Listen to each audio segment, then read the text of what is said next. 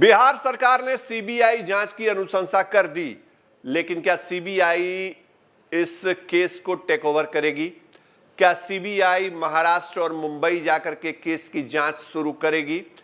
क्या सीबीआई वाकई सुशांत सिंह राजपूत के मामले में अब गुनहगारों को तलाशने, साजिश को पर्दाफाश करने के लिए आगे आएगी? ये कई ऐसे सवाल हैं जिसका जवाब वक्त तय करेगा, क्योंकि अब तक सीबीआई की तरफ से इस मामले पर कोई बयान या प्रतिक्रिया नहीं आई है। बिहार सरकार ने अपने यहां मतलब पटना में जो केस दर्ज हुआ उस मामले पर जांच के लिए सीबीआई को सिफारिश की है कि आप इस केस की जांच करिए, लेकिन प्लेस ऑफ ऑकरेंस क्या है, पीओसी क्या है? मुंबई।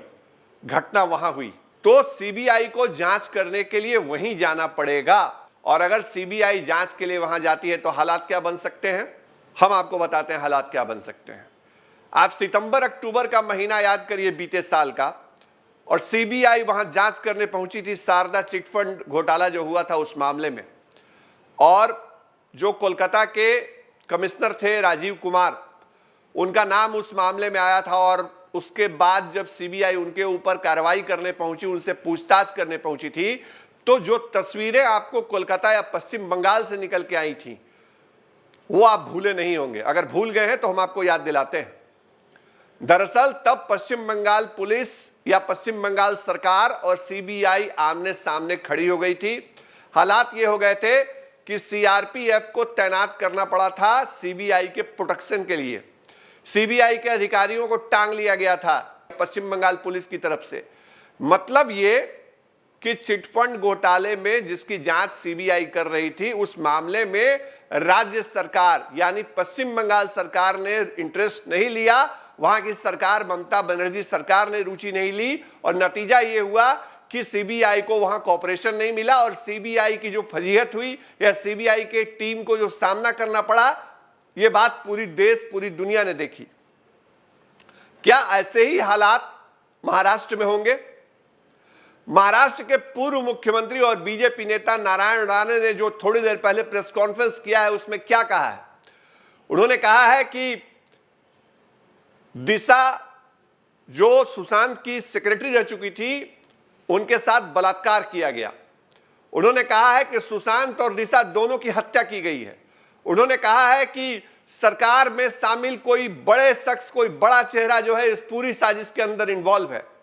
अगर नारायण राणे ये आरोप लगा रहे हैं और वाकई सुशांत सिंह राजपूत के मामले में मुंबई पुलिस या मुंबई क्राइम ब्रांच की जो जांच अब तक रही है, अगर वो दोनों सही हैं और दोनों को हम मिलाते हैं, तो इस बात की संभावना दिख रही है कि शायद बिहार सरकार ने जिस केस की अनुशंसा की है सीबीआई से जांच के लिए, अगर सीबीआई उसको टेक ओवर भी कर लेती है तो महाराष्ट्र में सीबीआई के लिए काम करना इतना आसान नहीं होगा। यह बेहद जरूरी हो जाता है कि सीबीआई जिस राज्य में जांच करने जा रही है वहां की राज्य सरकार उसको कोऑपरेट करे। हालांकि वो केंद्रीय एजेंसी है और उसके पास ऐसा नहीं है कि उसको कोई रोक सकता है, लेकिन कोऑपरेशन फिर भी जरूरी है। अगर पश्चिम बंगाल वाली तस्वीर वहां निकल के सामने आ जाती है तो हालात क्या होंगे? फिर हालात और सवाल जो है वो संघीय ढांचे पे उठेगा, और फिर वो उसी तरह की बात होगी जिस तरह सीबीआई यानी सीबीआई को लेकर के अमित शाह एक तरफ, चूंकि केंद्रीय गृह मंत्रालय के अंदर वो चीजें हैं, तो एक तरफ वो और दूसरी तरफ पश्चिम बंगाल की मुख्यमंत्री ममता बनर्जी जो सामने खड़े दिखे थे, उस तरह से उद्धव ठाकरे भी आगे आने वाले दिनों में दिख सकते हैं। तो फिर क्या होगा?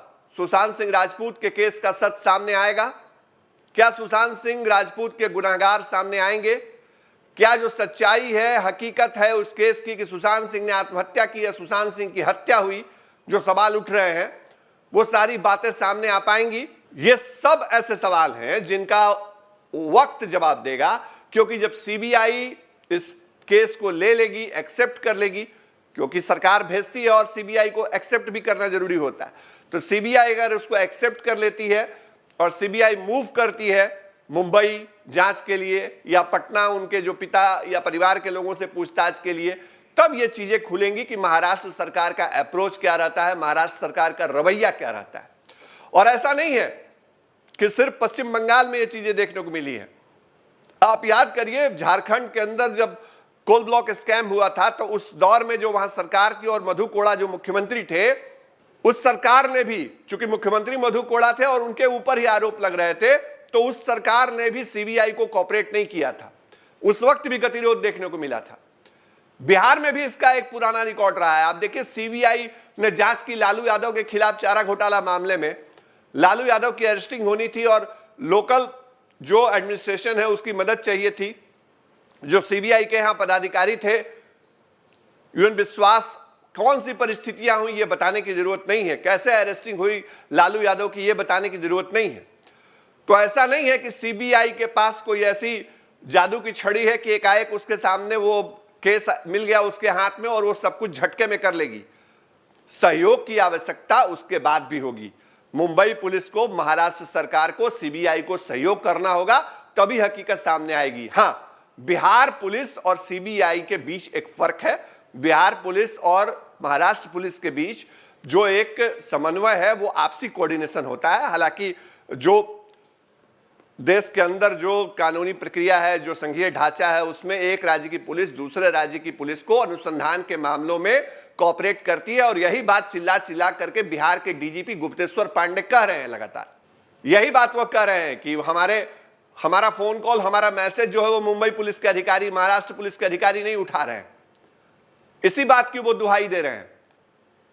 लेकिन इस सबके बीच अब मामला सीबीआई के पास भेजा गया है। सीबीआई अगर उसको टेक ओवर करती है केस को, तो सीबीआई को ऐसा नहीं है कि सीबीआई को सीधे इग्नोर कर दे महाराष्ट्र सरकार।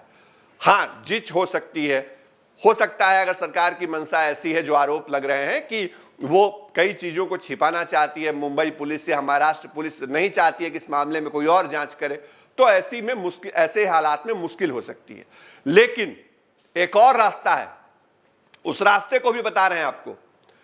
5 अगस्त कल की तारीख है और 5 अगस्त को रिया चक्रवर्ती, जो मुख्य आरोपी बनाई गई हैं सुशांत सिंह राजपूत के पिता की तरफ से एफआईआर में, जिनके ऊपर मामला दर्ज होने के बाद यह पूरा मामला पेचीदा हो गया है, जो महाराष्ट्र और बिहार पुलिस के बीच ठनी है, वो रिया चक्रवर्ती को लेकर ठनी है। वो रिया चक्रवर्ती सुप्रीम कोर्ट में जा चुकी हैं और सुप्रीम कोर्ट में उस मामले की सुनवाई होनी है कल। और सुप्रीम कोर्ट में बिहार सरकार के साथ साथ पीछे पीछे जो महाराष्ट्र सरकार है उसने भी कैविएट लगा के रखा हुआ है। तो वैसी स्थिति में चूंकि बिहार सरकार की तरफ से, जो बिहार के महाधिवक्ता हैं ललित किशोर, उन्होंने कहा है कि बिहार सरकार की तरफ से जो देश के अटॉर्नी जनरल रहे हैं 2017 में, मुकुल रोहतगी, वो इस केस को रखेंगे, बिहार सरकार का पक्ष रखेंगे। तो एक बड़ा चेहरा बिहार सरकार ने खड़ा करने की तैयारी की है सुप्रीम कोर्ट में। और सुप्रीम कोर्ट अगर यह मानता है परिस्थितियों को देखते हुए कि बिहार सरकार ने जो अनुशंसा की है सीबीआई जांच की, वो अनुशंसा सही है, तो वैसी स्थिति में वो ऑर्डर कर सकता है कि हां ठीक है, इस मामले की सीबीआई जांच कराइए।